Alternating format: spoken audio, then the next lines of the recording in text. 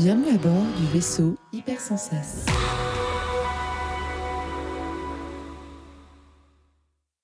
Bonjour et bienvenue dans Le Défaussé, votre émission hebdomadaire sur le jeu de société. Moi, c'est Alex et comme d'habitude, je suis accompagné de Zéphiriel. Hello. Salut. Toujours masqué, hein, vous pouvez l'entendre à notre voix. Ouais. Et pour ceux qui nous rejoignent, qu'est-ce que Le Défaussé ? C'est une émission de 20 minutes en 3 parties où concrètement, là, pour cette émission, je vais présenter à Zéphiriel un jeu. Donc première partie, je lui explique un petit peu les dynamiques du jeu, etc. Mais tout ça très très light, rassurez-vous. Ensuite, on va y jouer. Vous aurez droit aux meilleurs moments sélectionnés spécifiquement par Zéphiriel. Je prends le temps pour ça, toujours. Et en dernière partie, on revient, on fait un débrief sur ce qu'on a pensé du jeu et plus particulièrement aussi de cette partie et on règle nos comptes. C'est bien résumé ? C'est pas mal résumé, ouais, c'est bien. C'est parti pour Ginkgopolis.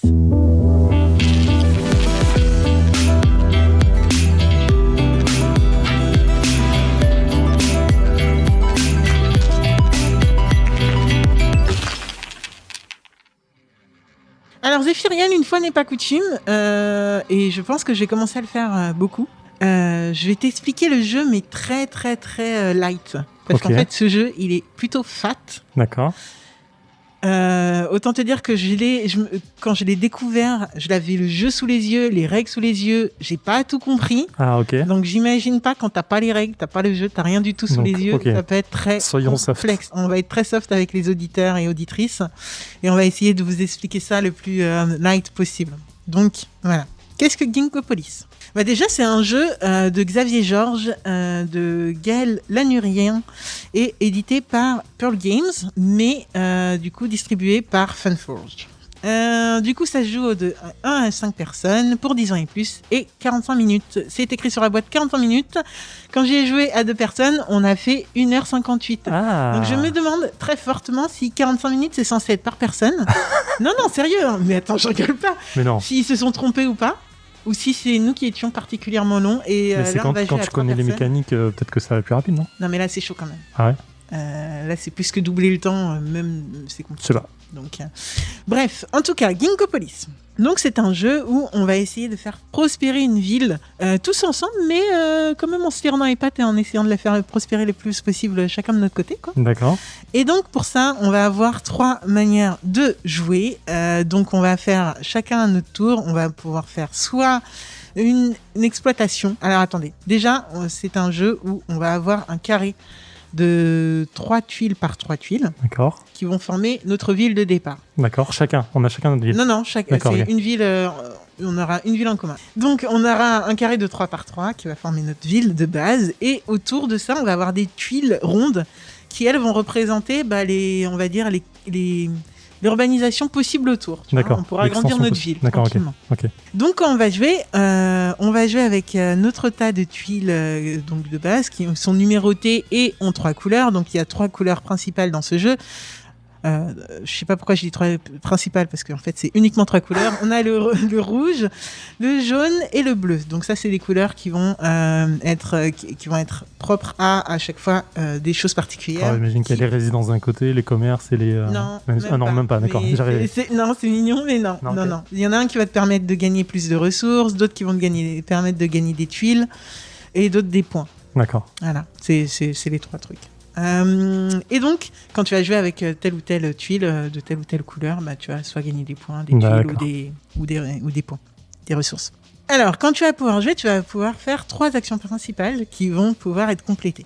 Donc, soit tu vas exploiter une carte, c'est-à-dire regagner, comme je te disais, un point, une ressource ou un point. D'accord. J'ai l'impression de me répéter. Un point, une ressource ou une tuile. Soit tu vas pouvoir urbaniser, c'est-à-dire étendre la ville, étendre ta ville et gagner des points par rapport au milieu de quoi tu te mets. Genre, quand tu as une tuile ressource juste à côté de là où tu construis, tu vas gagner une ressource. Si tu as une tuile point juste à côté, tu vas gagner un ou plusieurs points. Ça dépend de ce qu'il y a autour. Et tu vas pouvoir construire. Donc, tu vas pouvoir mettre des différentes tuiles par-dessus d'autres tuiles. Et donc, voilà, tu vas empiler des tuiles au fur et à mesure. Voilà. D'accord. Ta ville, elle va se propager en taille et en hauteur. D'accord. Voilà, exactement. sachant que tu gagnes des points. Le but, ça va être de gagner forcément des points. Et tu vas pouvoir gagner des points si tu es majoritaire sur un quartier, donc rouge, bleu ou jaune. D'accord. Si tu as le plus de points, vu que comme je le dis depuis le départ, on peut gagner des points, etc. Et voilà, principalement ça va être ça. Comment on sait quel est notre quartier, quel est notre truc? On a un plan spécifique, une couleur spécifique? Très bonne question. Ça va être notamment quand on va urbaniser, c'est-à-dire agrandir notre ville, ou construire en hauteur. Quand on va faire une de ces deux actions, on va mettre notre couleur sur la tuile qu'on a rajoutée. Ok. D'accord. Ce qui veut, ça va se faire de deux manières différentes. Quand on agrandit la ville, je vais mettre une tuile. Je vais rajouter une tuile. Sur cette tuile, je vais mettre un de mes pions de ma couleur à moi dessus. D'accord. Ok. Ça c'est le premier truc. Cette tuile-là, elle est posée, tout va bien. Et moi, toi, tu veux construire dessus. Si tu veux construire dessus, il va falloir avoir des choses spécifiques et ça, je reviendrai dessus dans un second temps. Mais si tu vas construire dessus, du coup, tu vas mettre une tuile par-dessus, avec des règles spécifiques que je vous embêterai pas avec, mais voilà. Tu vas pouvoir mettre une tuile dessus, et comme c'est le deuxième étage, et ben écoute, tu vas virer ma ressource, mais je vais gagner quand même un point, parce que tu as viré ma ressource. Exactement, pour te dédommager. Et tu vas mettre 2 ressources dessus, sur le tien. Pour être majoritaire, il faut avoir le plus de ressources en tout, et puis en tout sur un quartier de couleur. Okay. D'accord, ok. Des quartiers rassemblés. Hein. Tu peux avoir du jaune à deux endroits différents. Oui, en fait, tant que c'est à toi, tant que tu es majoritaire sur le quartier entier, c'est toi qui... un quartier regroupé. Ouais. Voilà, exactement.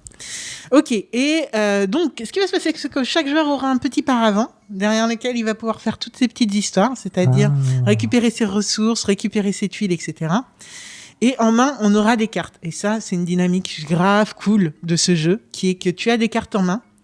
Et quand tu joueras forcément une carte, donc soit pour exploiter, soit pour construire, soit pour urbaniser. Mmh. Et par-dessus, tu vas mettre une tuile, si tu veux justement urbaniser. Mmh. Si tu veux monter en hauteur, tu vas aussi mettre tu es obligé de mettre une tuile sur une carte. Et c'est comme ça en fait que tu indiques le tour que tu veux faire. On va tous faire ça, tous en même temps. D'accord. Et après... premier joueur et après les suivants, on va retourner et conclure nos actions. Ok. Les cartes qu'on aura en main, ça sera forcément soit des cartes urbanisation, donc avec ABCD, les cartes rondes dont je parlais tout à l'heure, soit des cartes qui correspondent à des numéros de quartiers de tuiles quartiers déjà en place. Et du coup, si j'ai envie de construire sur la carte rouge, la carte 4 rouge, il faut que j'ai la carte 4 rouge en main. Et je vais mettre par-dessus une tuile qui est la tuile que je vais mettre par-dessus. D'accord, ok. Putain, ça a l'air... C'est fat. Ouais. Je vous le dis, c'est fat. C'est fat à comprendre, mais c'est trop marrant parce que les règles, ça fait 6 pages. Bon, après, c'est dense. Hein. Ouais, bien sûr. Mais franchement, il faut faire vraiment une partie pour comprendre la mécanique. Et franchement, le jeu est pas déplaisant.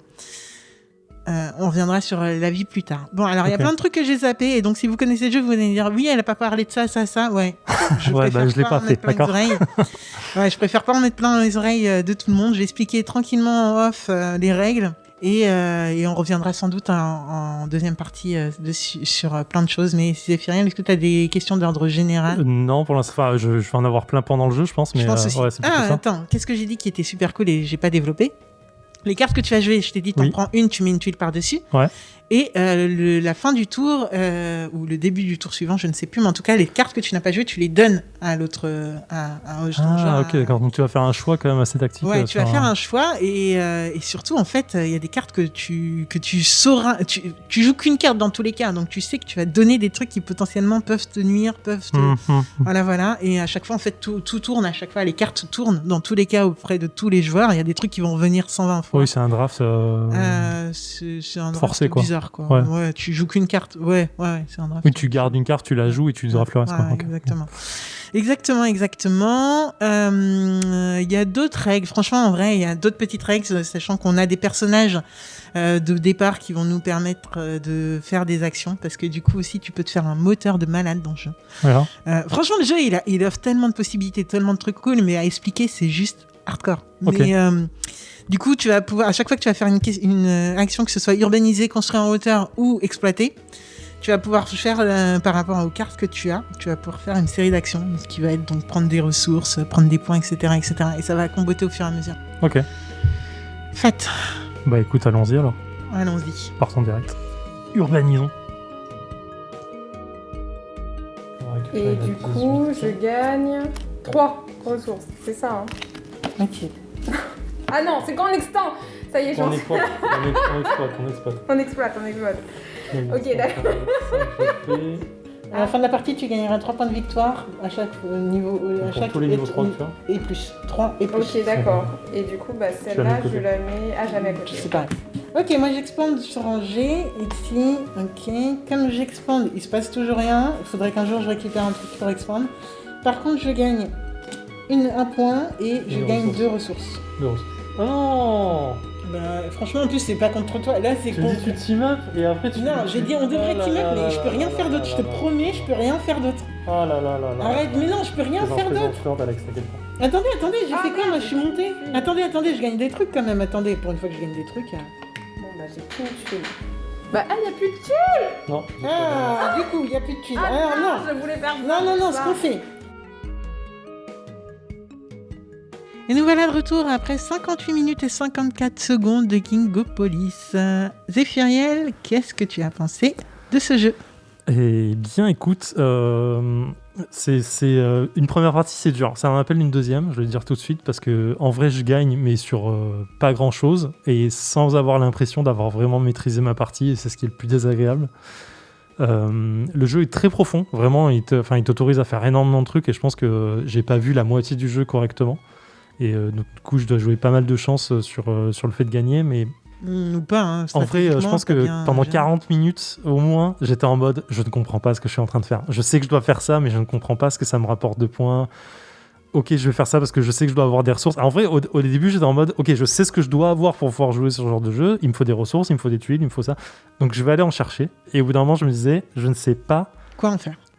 Ouais, comment gagner vraiment des points. Et je sais plus, on a eu plusieurs jeux comme ça un peu hardcore, sur lesquels j'étais toujours en mode je ne sais pas comment gagner des points dans ce jeu. Et en fait là j'étais un peu dans ce mode là. Au bout d'un moment j'ai compris, donc je me dis ok, à force de répétition, quand on me posait des questions de comment on fait ça, je commençais à comprendre, me dire ok, je vais aller dans ce sens là, et ça marchait plutôt bien. Mais la première partie est un peu dure. C'est chaud, hein. Ouais. Mais alors petite analyse, qu'est-ce qui fait que c'est chaud?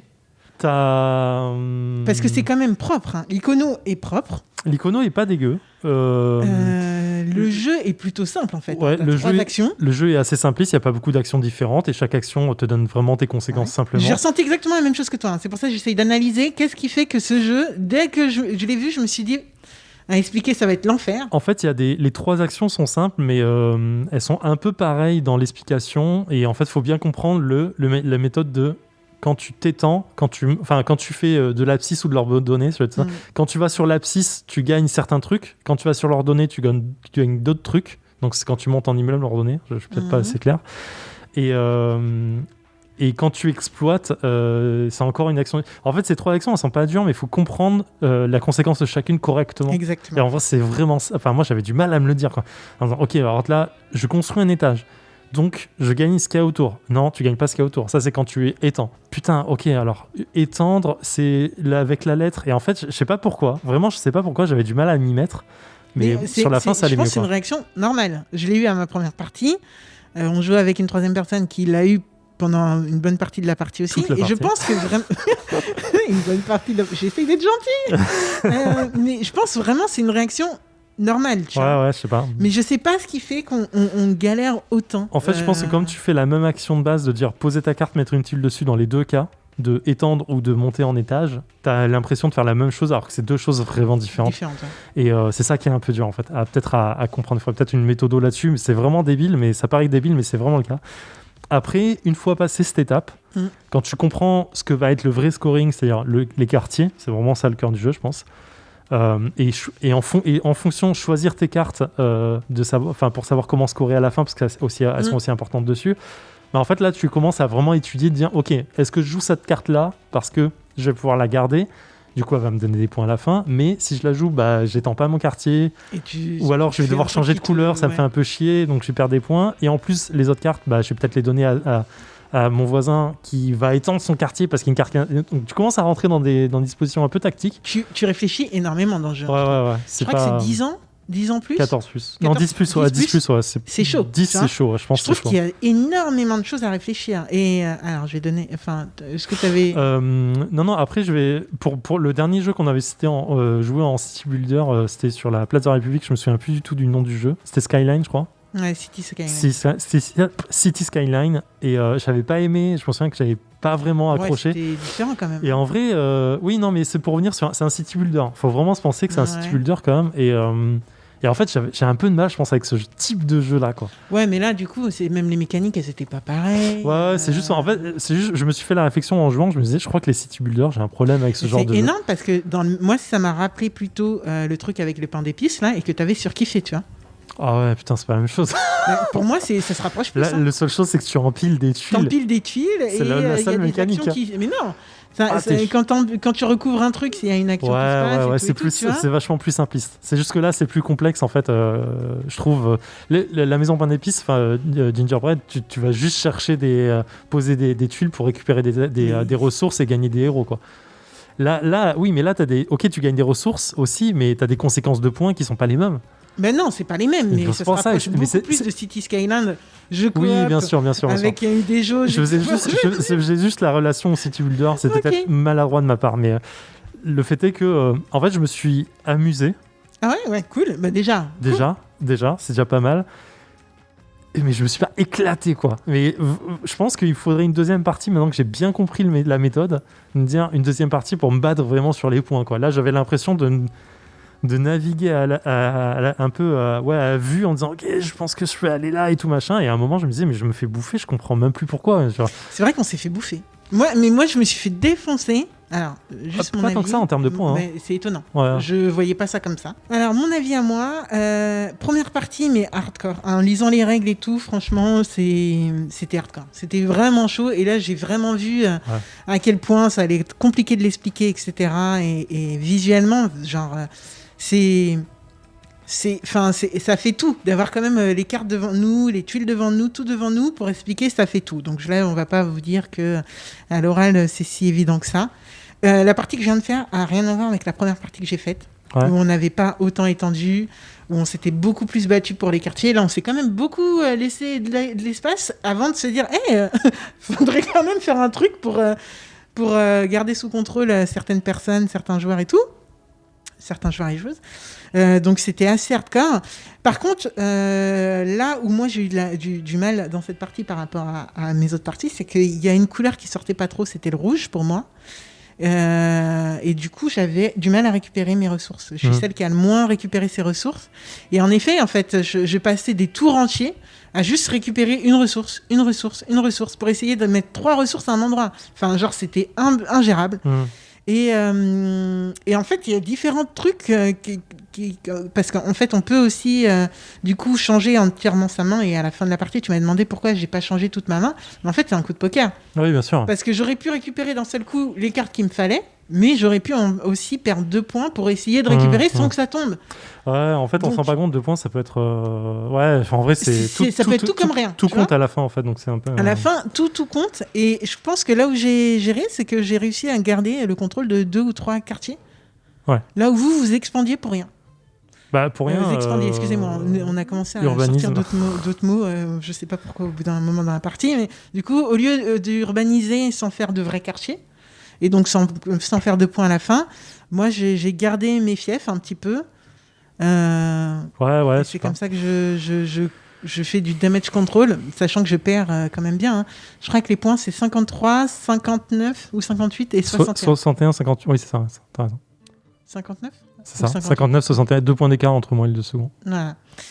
Sachant que la seconde, on pensait vraiment qu'elle défonçait tout dans toute la partie. Donc je sais même pas là aussi où ça a bloqué. Honnêtement, je saurais pas l'analyser. Non, mais j'adore. Franchement, j'aime beaucoup ce jeu. Visuellement, je trouve qu'il donne pas grand-chose. Non, tu regardes que des chiffres et des ressources. Hein, ça pourrait être un jeu à l'allemande sans... Alors qu'ils ont fait un effort, c'est ça le truc. Mais en fait, tu vois que des points et des choses qui pourraient te ramener, rapporter des tuiles ou des points ou des ressources. Les grues, elles sont immondes, mais ça, c'est pas grave. Par contre... la lisibilité sur les grues, elle est pas folle. Ouais. Par contre, niveau logistique, en fait, ça, c'est ce qui me pose le plus de problèmes dans le jeu. C'est dur. La logistique de gérer les grues, ok, on se passe les cartes, le premier joueur, il doit récupérer sa carte premier joueur, et en même temps, la première pile de la... Enfin, la logistique de fin de tour, elle est pas facile, parce que...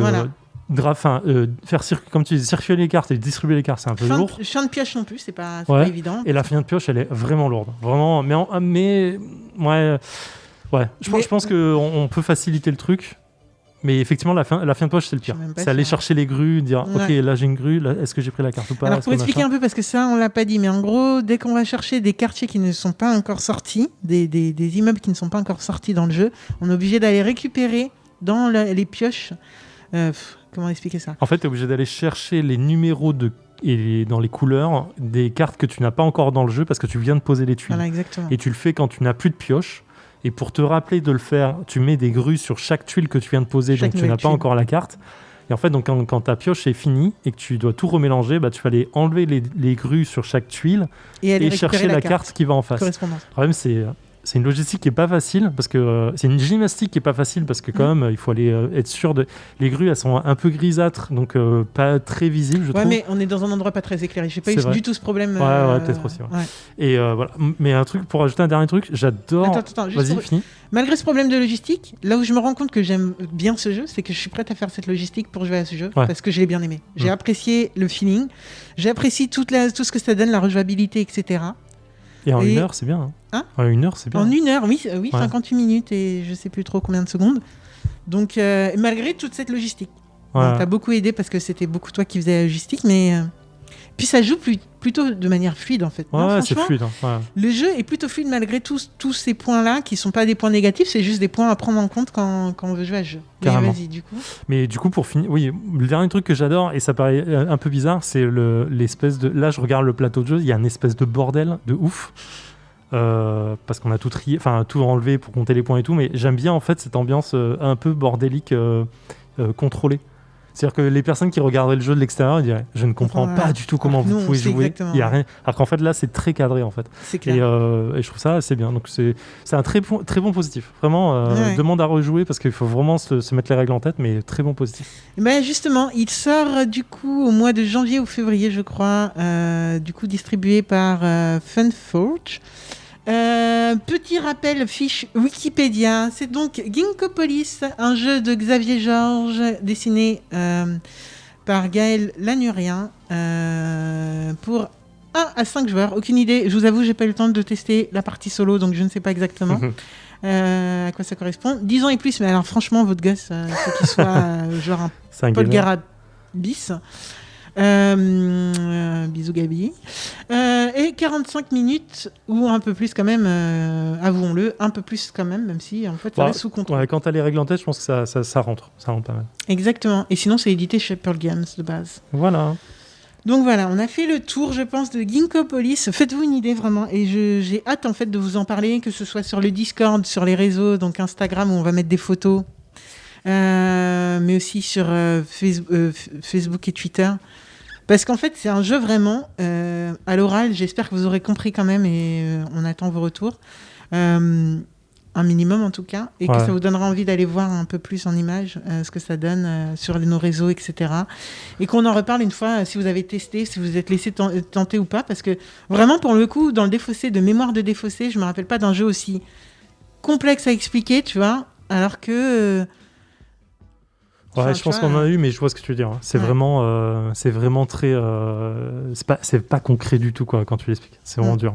Même nous, avec les trucs devant, on t'a redemandé plusieurs fois la règle. En juin, vous avez redemandé plusieurs fois, mais je pense que c'est le jeu qui appelle ça. C'est très abstrait sur certains points. Voilà. En tout cas, on se retrouve la semaine prochaine. Zéphiriel sera aux commandes. Bien sûr. On espère qu'on ne sera pas reconfiné. Donc voilà. Mais sinon, on sera confiné et puis vous aurez le droit quand même à votre épisode. Et puis en attendant, écoutez, jouez bien, prenez soin de vous, éclatez-vous bien. Ciao. Kiffé.